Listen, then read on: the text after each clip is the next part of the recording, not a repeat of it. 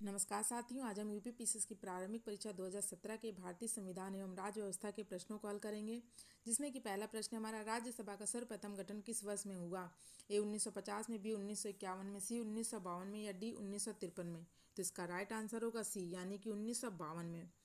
राज्यसभा का जो सर्वप्रथम गठन है यह 3 अप्रैल 1952 को हुआ था। और राज्यसभा को उच्च सदन के नाम से भी जाना जाता है और इसमें अधिकतम संख्या जो है 250 है, लेकिन वर्तमान समय में इनके सदस्यों की जो संख्या है वह 245 है। और राज्यसभा के 12 सदस्य जो होते हैं वह राष्ट्रपति के द्वारा कला, साहित्य, विज्ञान या सामाजिक सेवाओं में उनके योगदान के लिए उन्हें नामित किया जाता है। और राज्यसभा की प्रथम बैठक की बात करें, प्रथम बैठक जो हुई थी 3 मई 1952 को। 3 अप्रैल 1952 को गठन हुआ और 3 मई 1952 को प्रथम बैठक हुई। तो इसका राइट आंसर हो जाएगा सी, यानी कि 1952 में राज्यसभा का गठन हुआ। प्रश्न नंबर है दूसरा, निम्नलिखित में से कौन अंतर्राज्यीय परिषद गठन करने के लिए अधिकृत है? ए संसद, बी राष्ट्रपति, सी लोकसभा के अध्यक्ष, डी प्रधानमंत्री। तो इसका राइट आंसर होगा बी, यानी कि राष्ट्रपति। संविधान के आर्टिकल 263 के अंतर्गत राष्ट्रपति को केंद्र और राज्य संबंधों के बीच के जो विवाद हैं उनके लोकहित के विषय के पर अनुशंसा करने और मुद्दों पर जांच करने, चर्चा तथा सलाह करने के लिए एक अंतर्राज्यीय परिषद स्थापित करने की शक्ति प्रदान करता है। ऐसा सरकारिया की अध्यक्षता में सरकारिया की अध्यक्षता में गठित आयोग की सिफारिश के अनुसरण में 28 मई 1990 को अंतर्राज्यीय परिषद का गठन जो है राष्ट्रपति आदेश के तहत किया गया। तो इसका राइट आंसर हो जाएगा बी, यानी कि राष्ट्रपति। प्रश्न नंबर है तीसरा, भारतीय संविधान की तृतीय अनुसूची में निम्नलिखित में से क्या उपबंधित है? 1 संघ के मंत्री के लिए पद की शपथ का प्रारूप, 2 उच्चतम न्यायालय के मुख्य न्यायाधीश द्वारा ली जाने वाली शपथ का प्रारूप, या 3 भारत के राष्ट्रपति के लिए पद का शपथ का प्रारूप, 4 संसद के सदस्य द्वारा ली जाने वाली शपथ का प्रारूप। नीचे दिए गए कूट का प्रयोग कर सही उत्तर चुनिए। ए 1 2 3, बी 2 3 4, सी 1 2 4 या डी 1 2 3 4। तो इसका राइट आंसर हो जाएगा सी, यानी कि 1 2 4। सी इज ए राइट आंसर, यानी कि संविधान की तृतीय अनुसूची में संघ के मंत्री के लिए मंत्री पद के लिए शपथ का प्रारूप है और उच्चतम न्यायालय के मुख्य न्यायाधीश द्वारा ली जाने वाली शपथ का प्रारूप ये भी तृतीय अनुसूची में है। और 4 नंबर संसद के सदस्य द्वारा ली जाने वाली शपथ का प्रारूप। अब बात करें भारत के राष्ट्रपति के लिए पद की शपथ का प्रारूप किस में है, तो ये आर्टिकल 60 में। आर्टिकल 60 जो है वह भारत के राष्ट्रपति के द्वारा ली जाने वाली शपथ के प्रारूप से संबंधित है। तो इसका राइट आंसर हो गया सी। प्रश्न नंबर 4, प्रोटेम स्पीकर सामान्यतः किसे नियुक्त किया जाता है? ए पिछली लोकसभा के अध्यक्ष को, बी पिछली लोकसभा के उपाध्यक्ष को, सी नवनिर्वाचित लोकसभा के वरिष्ठतम सदस्यों में से एक को, या डी पिछले लोकसभा के विपक्ष के नेता को। तो इसका राइट आंसर हो जाएगा हमारा सी, यानी कि नवनिर्वाचित लोकसभा के वरिष्ठतम सदस्यों में से एक को प्रोटेम स्पीकर नियुक्त किया जाता है। तो सी इज ए राइट आंसर।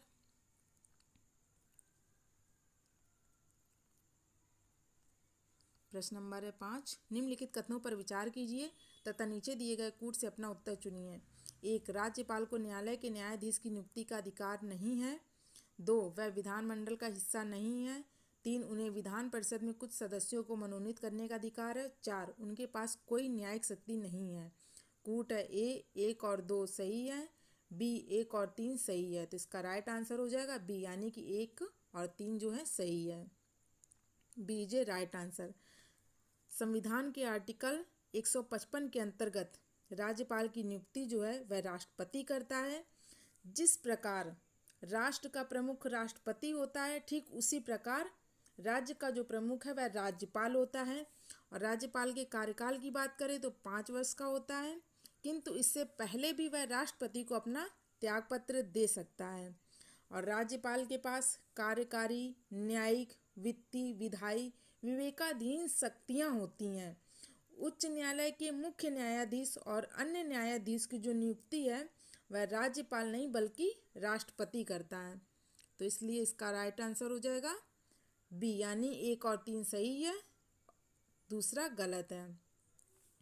राष्ट्रपति की भांति राज्यपाल भी क्या होता है, किसी दोषी व्यक्ति के दंड को कम कर सकता है या दंड की प्रकृति में परिवर्तन कर सकता है।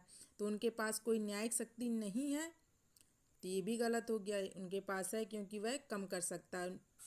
तो इसका राइट आंसर हो गया हमारा बी, यानी 1 और 3 सही है। प्रश्न नंबर 6, राज्यसभा द्वारा संविधान के अनुच्छेद 249 के अंतर्गत पारित संकल्प जिसके द्वारा संसद को राज्य सूची के विषय पर राष्ट्रीय हित में विधि निर्मित करने का अधिकार दिया गया है, प्रवृत्त रहेगा। ए 6 माह से अधिक नहीं, बी 2 वर्ष से अधिक नहीं, सी 1 वर्ष से अधिक नहीं, या डी असीमित काल तक।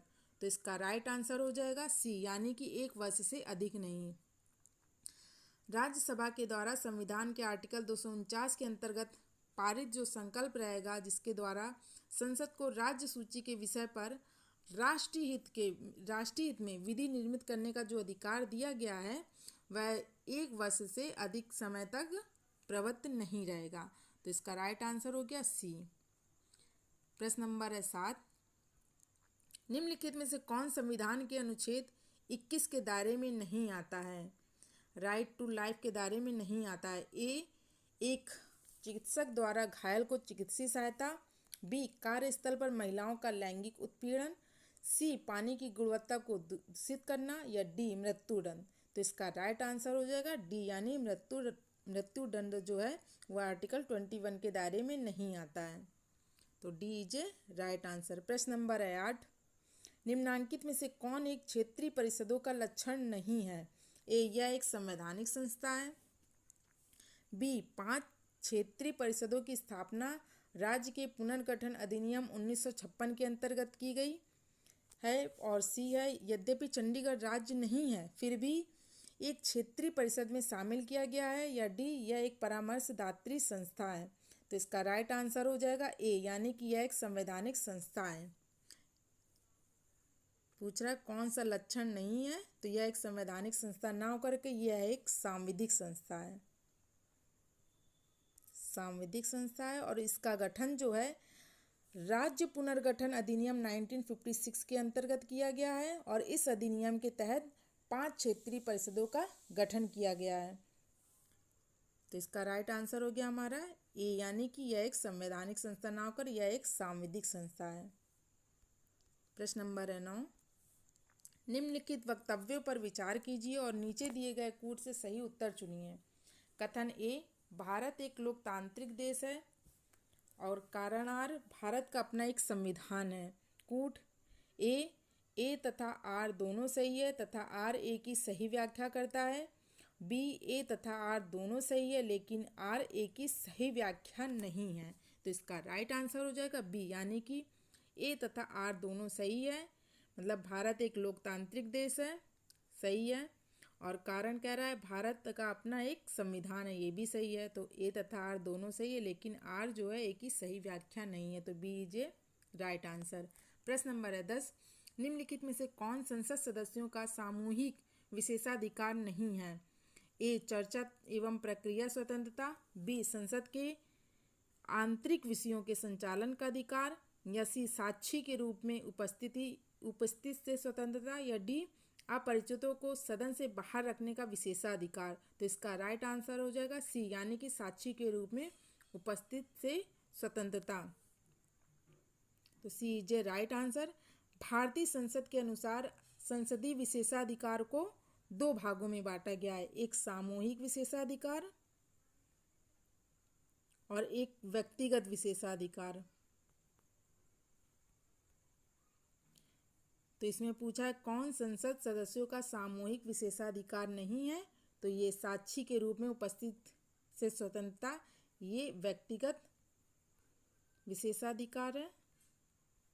बाकी चर्चा एवं प्रक्रिया स्वतंत्रता, संसद के आंतरिक विषयों के संचालन का अधिकार और अपरिचितों को सदन से बाहर रखने का विशेषाधिकार, ये तीनों जो हैं ये सामूहिक विशेषाधिकार हैं।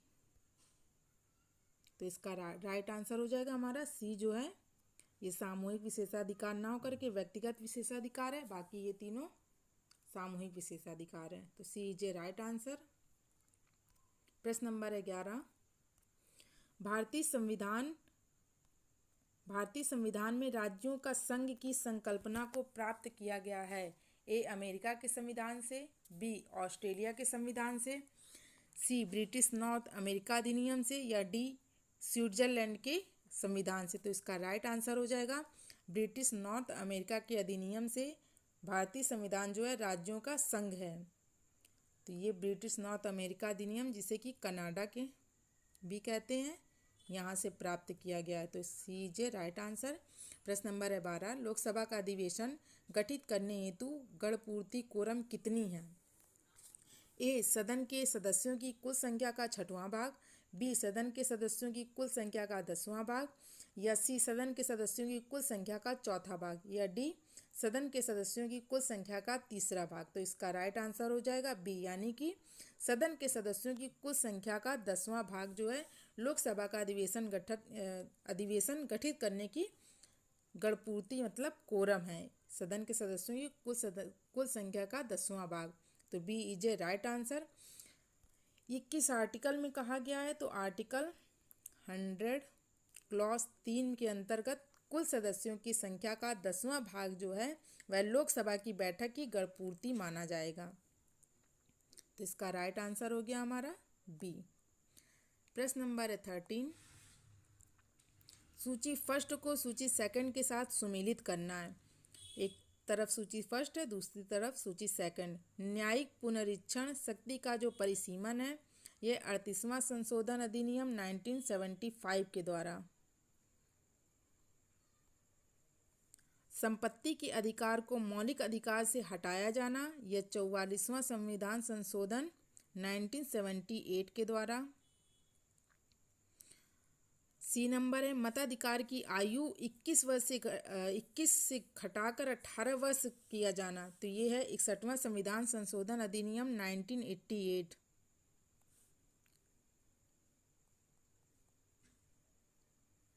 फिर आता है उद्देशिका में पंथ निरपेक्ष शब्द को जोड़ा जाना, यह 42वां संविधान संशोधन अधिनियम 1976 के तहत। तो इसका राइट आंसर हो गया हमारा न्यायिक पुनरीक्षण शक्ति का अधिनियम 38वां संविधान संशोधन अधिनियम 1975 और संपत्ति के अधिकार को मौलिक अधिकार से हटाया जाना। तो इसका राइट आंसर हो गया 44वां संशोधन 1978 और मताधिकार की आयु 21 वर्ष से हटाकर 21 वर्ष से कम करके 18 वर्ष किया जाना 61वां संविधान संशोधन 1988 और उद्देशिका में पंथ निरपेक्ष शब्द जोड़ना 42वां संविधान संशोधन।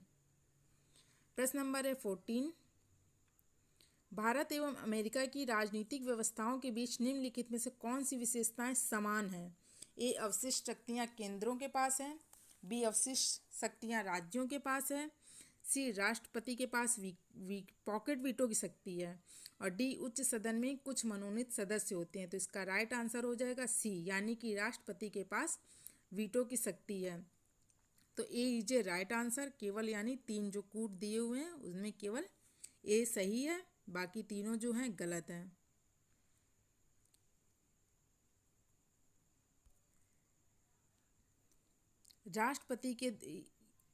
राष्ट्रपति जो है इस मामले में भारत का जो राष्ट्रपति होता है अमेरिका के राष्ट्रपति से अधिक शक्तिशाली होता है, क्योंकि अमेरिका का जो राष्ट्रपति है इसको मात्र 10 दिन के लिए रोक सकता है पॉकेट वीटो को, परंतु भारत के राष्ट्रपति के पास कोई समय सीमा का प्रावधान नहीं किया गया है। तो इसका राइट आंसर हो जाएगा केवल 3, यानी कि राष्ट्रपति के पास जो अमेरिका में भी राष्ट्रपति के पास पॉकेट वीटो शक्ति है और भारत में भी। बाकी ये तीनों की बात करें तो ये तीनों मैच नहीं करते हैं। तो इसका राइट आंसर हो गया केवल ए। प्रश्न नंबर है 15,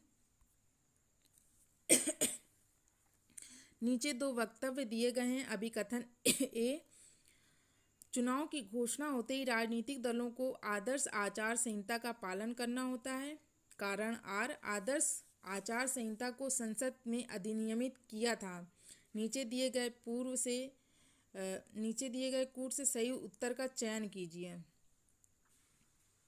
नीचे दिए गए कूट से सही उत्तर का चयन कीजिए। कूट है ए तथा आर दोनों सही है, तथा आर कथन ए का सही स्पष्टीकरण है। बी, ए व आर दोनों सही हैं किंतु आर कथन ए का सही स्पष्टीकरण नहीं है। सी है ए सही है पर किंतु आर गलत है। और डी, ए गलत है परंतु आर सही है। तो इसका राइट आंसर हो जाएगा हमारा कि सी जे राइट आंसर, यानी ए सही है, ए सही है किंतु आर गलत है। चुनाव की घोषणा होते ही राजनीतिक दलों को आदर्श आचार संहिता का पालन करना होता है, ये सही बात है। लेकिन आदर्श आचार संहिता को संसद में अधिनियमित किया गया था, तो ये गलत है, ये संसद में अधिनियमित नहीं किया गया था। तो इसका राइट आंसर हो जाएगा सी। प्रश्न नंबर है 16, निम्नलिखित में से कौन सरकारिया आयोग का सदस्य था? ए वी शंकर, बी के हनुमंतया, या सी डॉक्टर SR सेन, या डी OV अलगेसन। तो इसका राइट आंसर हो जाएगा सी, यानी कि डॉक्टर SR सेन जो हैं वह सरकारिया आयोग के सदस्य थे। भारत में केंद्र और राज्य संबंधों से संबंधित शक्ति संतुलन पर संस्तुति देने के लिए और उन्हें सुदृढ़ बनाने के लिए भारत सरकार के द्वारा सन 1983 में एक आयोग का गठन किया गया था, जिसे कि सरकारिया आयोग कहा गया। और इसके जो अध्यक्ष थे केसी सरकारिया जी, वे सुप्रीम कोर्ट के सेवानिवृत्त न्यायाधीश थे। और इनके साथ साथ और अन्य सदस्य भी थे, जैसे कि डॉक्टर SR सेन जो सी ऑप्शन में दिया हुआ, और पी शिवरामन। तो इसका राइट आंसर हो गया सी, यानी कि डॉक्टर SR सेन। प्रश्न नंबर है 17, नीचे दो कथन दिए गए हैं। अभिकथन ए, भारत में न्यायिक पुनरीक्षण का क्षेत्र सीमित है, कारण आर, भारतीय संविधान में कुछ सुधार की वस्तुएं हैं। कूट दिया हुआ है ए और आर दोनों सही है, आर ए की सही स्पष्टीकरण है। बी, ए तथा आर दोनों सही है लेकिन आर ए का सही स्पष्टीकरण नहीं है। तो इसका राइट आंसर होगा बी, यानी कि ए और आर दोनों सही है लेकिन आर ए का सही स्पष्टीकरण नहीं है। प्रश्न नंबर 18, सूची फर्स्ट को सूची सेकंड से सुमेलित करना है।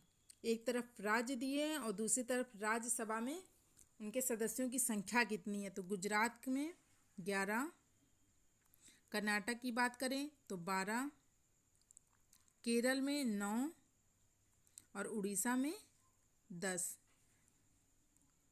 एक बार फिर से मैच करते हैं। गुजरात राज्य में राज्यसभा के सदस्यों की जो संख्या है वह है 11 है, कर्नाटक में 12 है, केरल में 9 और उड़ीसा में 10। तो ये रहे 18 क्वेश्चन जो कि 2017 में आए हुए हैं। Thanks for watching the video.